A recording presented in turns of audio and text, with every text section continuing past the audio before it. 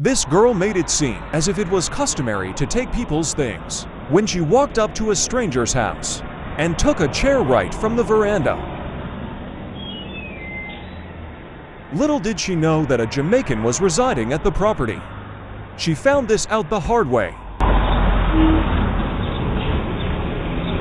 Hello? Aye. Hello, put it down. Hello? Put down the chair.